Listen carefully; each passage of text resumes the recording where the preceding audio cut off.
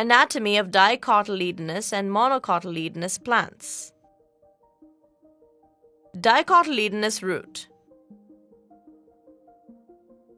There are three main parts of a dicotyledonous root. These are 1. Epidermis, 2. Cortex, and 3. Stele. The internal tissue organization is as follows. The outermost layer is epidermis. Many of the cells of epidermis protrude in the form of unicellular root hairs. The cortex consists of several layers of thin-walled parenchyma cells with intercellular spaces. The innermost layer of the cortex is called endodermis. Next to endodermis lies a few layers of thick-walled parenchymatous cells referred to as pericycle. The parenchymatous cells which lie between the xylem and the folium are called conjunctive tissue. All tissues on the inner side of the endodermis, such as pericycle, vascular bundles, and pith, constitute the stele. Monocotyledonous root. The internal structure of a monocotyledonous root has three parts. These are 1. Epidermis,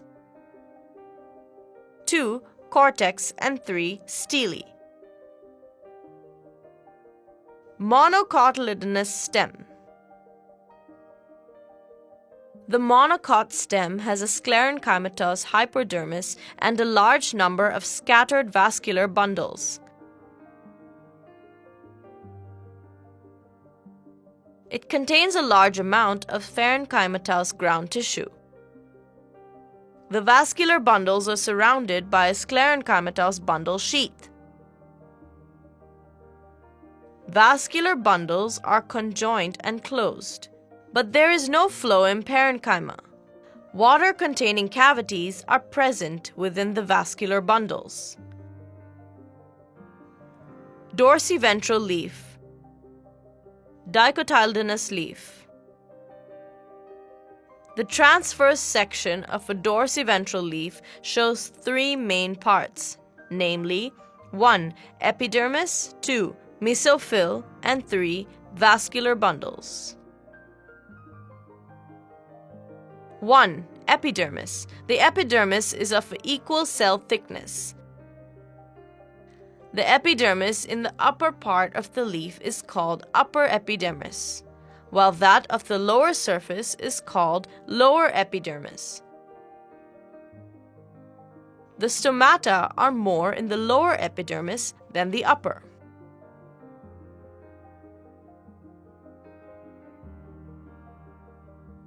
Two.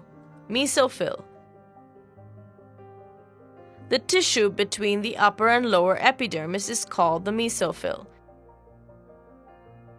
It has two parts, the palisade parenchyma and the spongy parenchyma.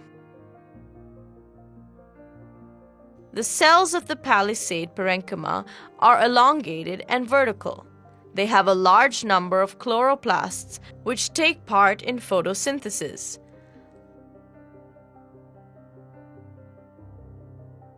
The cells in the spongy parenchyma are arranged randomly. They have fewer chloroplasts and it mainly helps in gaseous exchange. 3. Vascular bundles.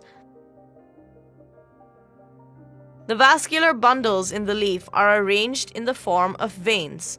They provide strength to the leaf. The vascular bundle is round with xylem towards the upper epidermis and the phloem to the lower. They don't have a wall dividing them. Isobilateral leaf. Monocotyledonous leaf. The anatomy of an isobilateral leaf is similar to that of the dorsiventral leaf in many ways. The stomata are present on both the surfaces on the epidermis. The mesophyll is not differentiated into palisade and spongy parenchyma.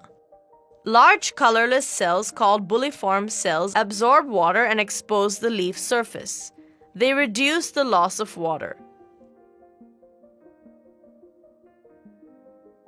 Isobilateral leaves show parallel venation.